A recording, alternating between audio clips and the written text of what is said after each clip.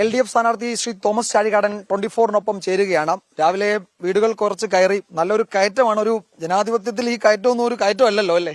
ഒരു കുഴപ്പമില്ല. ഏത് കയറ്റം വന്നാലും മറികടക്കാനുള്ള ഊർജമുള്ള ആളാണ് ഞാൻ.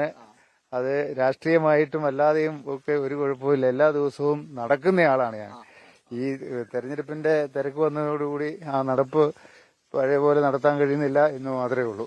ഈ മണ്ഡലത്തിലേക്ക് ഉന്നയിക്കാനുണ്ടായിരുന്ന പ്രധാനപ്പെട്ട തെരഞ്ഞെടുപ്പ് വിഷയങ്ങളൊക്കെ ഈ പ്രചാരണത്തിന്റെ മുഴുവൻ ദിവസങ്ങളിലുമായി ആളുകളിലേക്ക് എത്തിക്കാൻ കഴിഞ്ഞിട്ടുണ്ടോ LDF-ന്? ഒരു സംശയമില്ലാതെ എത്തിക്കാൻ കഴിഞ്ഞിട്ടുണ്ട്. ജനങ്ങളത് സ്വീകരിക്കുകയും ചെയ്തിട്ടുണ്ട്. ജനങ്ങളുടെ ഇപ്പോഴത്തെ ഏറ്റവും വലിയ പരാതി അല്ലെങ്കിൽ ബുദ്ധിമുട്ട് എന്ന് പറയുന്നത് അവർക്ക് കിട്ടിക്കൊണ്ടിരുന്ന ക്ഷേമ പെൻഷനുകൾ നിരന്തരം കിട്ടിക്കൊണ്ടിരുന്നത് കുറച്ച് കുടിശ്ശിക വന്നു. അതിന്റെ അടിസ്ഥാന കാരണം കേന്ദ്ര സർക്കാർ സ്വീകരിച്ചിരിക്കുന്ന സാമ്പത്തിക ഉപരോധം ആണ് എന്നതാണ് യാഥാർത്ഥ്യം.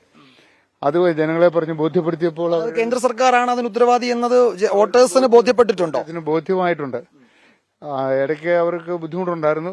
2-3 മാസത്തെ കുടിശ്ശിക വന്നപ്പോൾ അവരതിനെ കുറിച്ചൊക്കെ പരാതി പറയുന്നുണ്ടായിരുന്നു. പക്ഷേ ഇപ്പോൾ 3 മാസത്തെ തുക അവർക്ക് ലഭ്യമായപ്പോൾ അവർക്ക് ബോധ്യമായി. കേന്ദ്ര സർക്കാരിലെ നടപടി സ്വീകരിക്കാതിരുന്നപ്പോൾ സംസ്ഥാന ഗവൺമെന്റ് സുപ്രീം കോടതിയിൽ പോയി അതിന് പരിഹാരമുണ്ടായി. ഇപ്പോൾ അവർക്ക് സന്തോഷമായിട്ടിരിക്കുക.